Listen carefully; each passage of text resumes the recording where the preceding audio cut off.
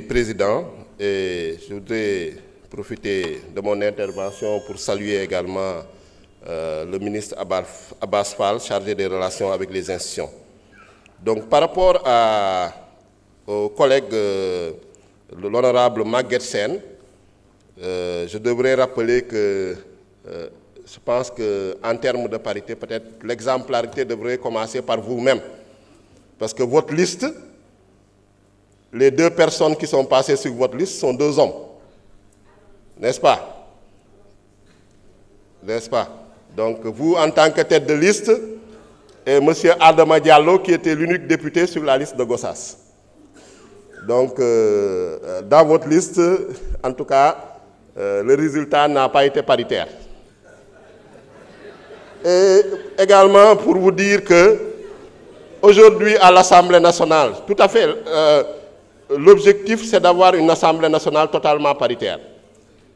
Il y a des efforts quand même qui sont faits. Aujourd'hui, on a au niveau du bureau, un bureau paritaire.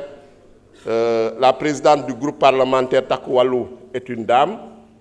La vice-présidente du groupe parlementaire de PASTEF est également une femme. Et aujourd'hui également, au sein de l'Assemblée nationale, dans l'administration de l'Assemblée nationale, la plupart des directrices de l'Assemblée nationale, en tout cas 80%, sont des femmes. Mais pour dire, quand on regarde l'écart qu'il peut y avoir au sein de l'Assemblée nationale, pour donner, on parle de 97 hommes, 63 femmes, si ma mémoire est bonne, parce que le président de l'Assemblée nationale aussi a eu, lors de la journée du 8 mars, a organisé un colloque très important à permettre aux femmes vraiment de développer sur la parité et de voir comment promouvoir la parité. C'est en réalité, vous les non-inscrits, la plupart qui sont passés au plus fort reste, qui avaient fait plonger la parité au sein de l'Assemblée nationale. C'est ça la vérité. Sur les 18 non-inscrits, il y a combien de femmes? À part notre collègue honorable Anta Babakar et 3 autres, la plupart sont des hommes. Parce que sur toutes vos listes, on a mis des hommes en avant. C'est ça la vérité. Donc il faut le dire. Et également, ça, il faut tenir en compte. Vous aurez dû proposer un amendement également pour permettre aux dames d'être plus présentes sur vos listes. Et que l'Assemblée nationale, le résultat, au niveau, quand on fait l'effectif homme-femme, vous nous aidiez à rehausser la présence des femmes. Mais ce n'est pas le cas, malheureusement. Voilà, donc je pense que nous demandons le rejet de cet amendement. Comme l'a dit, pour être plus sérieux quand même, comme l'a dit mon collègue Amoudouba, c'est une question beaucoup plus profonde. Parce que quand vous allez à la loi de 2010 sur la parité, la loi de 2010 dit que ce sont les listes qui doivent être paritaires, les listes de candidature. Reportez-vous à l'article 2 de la loi sur la parité. Les listes de candidature. Et effectivement, à l'Assemblée nationale, nos listes de candidature pour le bureau respectent la parité. Mais il s'agit de 4 élections différentes. L'élection des membres du bureau. Il y a l'élection du président de l'Assemblée nationale. C'est au scrutin uninominal. On ne peut pas appliquer la parité sur un scrutin uninominal. Ce n'est pas possible. Ce serait absurde. Ensuite, il y a l'élection des vice-présidents, des 8 vice-présidents. Là, bien sûr, on respecte la parité. Ensuite, il y a l'élection des 6 secrétaires élus. La parité est respectée. Et l'élection ensuite des 2 questeurs, là aussi la parité est respectée. Il faut se féliciter que le questeur soit également une femme. C'est une avancée. Non, c'était après un remplacement. Mais le questeur titulaire, c'était un homme, c'était Daouda Dia. Et à l'époque, vous l'avez fait pour éviter que Aïcha Touré ne soit questeur. On sait les raisons politiciennes. Pourquoi vous avez proposé une questeur dame? C'était parce que Aïcha Touré faisait un excellent travail. Vous voulez l'éjecter de la questure. Vous avez proposé une dame à la questure pour qu'à la parité, ce que dit Maître Tal, qu'on propose un homme, que nous, l'opposition, que nous devions proposer un homme. C'était la raison. Il faut le rappeler, mon cher collègue.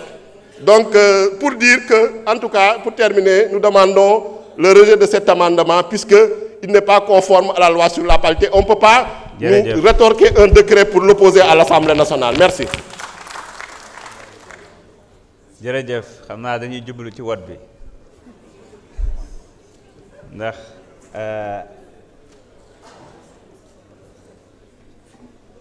bu ñu déggee ñuy wax day mel ni jigéen moom warul nekk présidente assemblée nationale.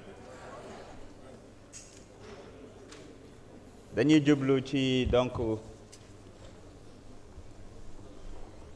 votu amendement bi nga xam ne moom la suñu collègue Maguette Sène def ñaari amendement la mais da ko boole donc mi ngi ci système bi vote bi démarré na tàmbali na bismillah.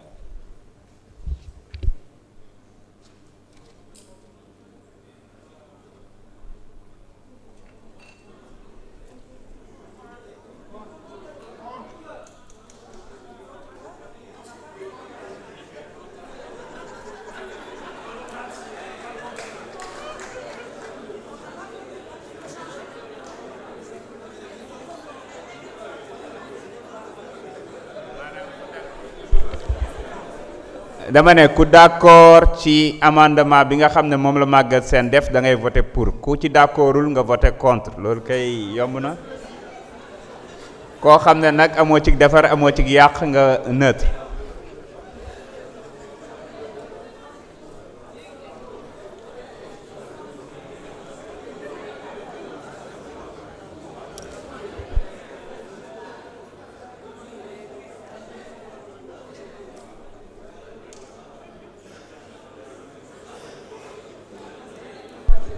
ñëpp voté nañu vote bi jeex na kon Abdou Mbow commencé ti nga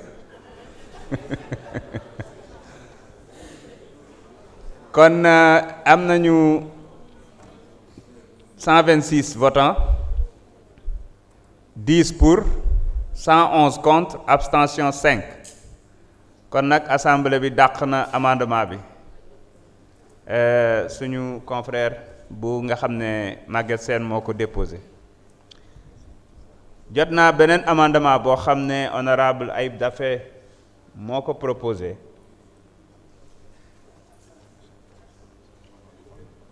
mais ay amendement de forme la ci chapitre yi chapitre 6 chapitre 11 et chapitre 19. Vous avez la parole.